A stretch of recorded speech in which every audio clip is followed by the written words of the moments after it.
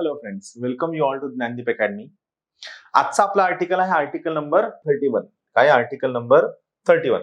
पण मला सांगा, आर्टिकल 31 सध्या अस्तित्वामध्ये आहे का? Is it available? नाही. Article 31 was basically article about right to property. Right to property. Right to property was basically a fundamental right before 1978. हे पक्क लक्षात घ्या. Right to property was a fundamental right before 1978. याचा सगळ्यात महत्वाचा change काय झाला तर लक्षात घ्या, या पर्टिक्युलर केसमध्ये सगळ्यात पहिला पॉईंट काय की article 31 is about right to property. आणि यामुळे काय व्हायचं की ज्या सगळ्या लँड रिफॉर्म्स आपण घेतल्या होत्या, सगळ्याच्या सगळ्या लँड रिफॉर्म्स, या सगळ्या लँड रिफॉर्म्स मध्ये इश्यू हा झाला की आपण लँड रिफॉर्मचे जेवढे लॉ केले सगळे राईट टू प्रॉपर्टी मुळे फंडामेंटल राईट असं सगळे व्हायलेट व्हायचे. का? मेन कारण आहे आर्टिकल 13. आर्टिकल 13 काय म्हणायचं? Anything which violates fundamental right. Anything means any law, any executive resolution, any rule, any regulation, any policy. Anything which violates fundamental right shall be declared as null and void as per article 13. So basically article 13 काय करायचं? Fundamental राईटचा फुल protection द्यायचं. फुल protection द्यायचं article 13 सोबत. काय होतं, article 32 आणि article 226. बरोबर आहे. आर्टिकल 32 म्हणायचं तुमचा कोणताही फंडामेंटल राईट जर व्हायलेट झाला तर तुम्ही डायरेक्टली कोणाकडे जा? सुप्रीम कोर्टकडे जा. Basically supreme court is the apex court of appeal. याचा अर्थ काय? जेव्हा तुम्हाला कुठेही दाद मिळत नाही त्यावेळी सगळ्यात शेवटी तुम्ही अपील करण्यासाठी सुप्रीम कोर्टकडे जाता. That is article 32. किंवा तुम्ही हायकोर्ट कडे जाता अंडर आर्टिकल 226. करेक्ट आहे. पहा, राईट टू प्रॉपर्टी तुम्ही लँड रिफॉर्म्स करण्यासाठी खूप सगळे लॉज केले. करेक्ट आहे. आणि या सगळे जे तुम्ही लॉज केले, सगळ्या लॉज मुळे राईट टू प्रॉपर्टी व्हायलेट झाला.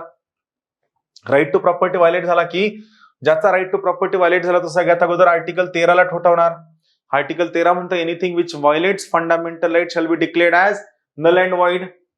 सोबत हा काय करणार? Article right to property fundamental right आहे, हा डायरेक्टली सुप्रीम कोर्टच्या दारात जाऊन बसणार. सुप्रीम कोर्ट म्हणतं की आर्टिकल 13 म्हणतं की anything which violates fundamental right याला नल अँड व्हॉइड डिक्लेअर करा. आलं लक्षात? सो यामुळे काय व्हायचं की आपला जो ऑब्जेक्टिव्ह होता to have socio economic democracy was not use to be established.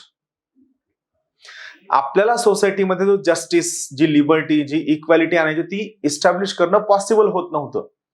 आणि यामुळे व्हॉट वी डिड, यामुळे when Janata government came to power, राहील लक्षात हे when Janata government came to power, Janata government came to power in 1977. बरोबर आहे. Where Morarji Desai was the prime minister and Janata government brought 44th constitutional amendment act of 1978. आणि यांनी काय केलं? यांनी right to property as a fundamental right याला अबॉलिश केलं. आणि 1978 पासून क्लिअर केलं की right to property will not be your fundamental right but it will be a legal right under article 300 capital A of the Indian constitution. आलं लक्षात? याचा अर्थ सध्या article 31 is not in existence. याचा अर्थ article 31 has been repealed. Right to property has been repealed by 44th Constitutional Amendment Act, but instead of right to property being a fundamental right, it has been made a legal right. Under what? It has been made a legal right under Article 300 capital A. Logic लक्षात घ्या. हे logic clear व्हायला हवं, हे सगळ्यात महत्वाचं आहे. नवीन article घेऊन भेटूया लवकरात लवकर. शुभेच्छा.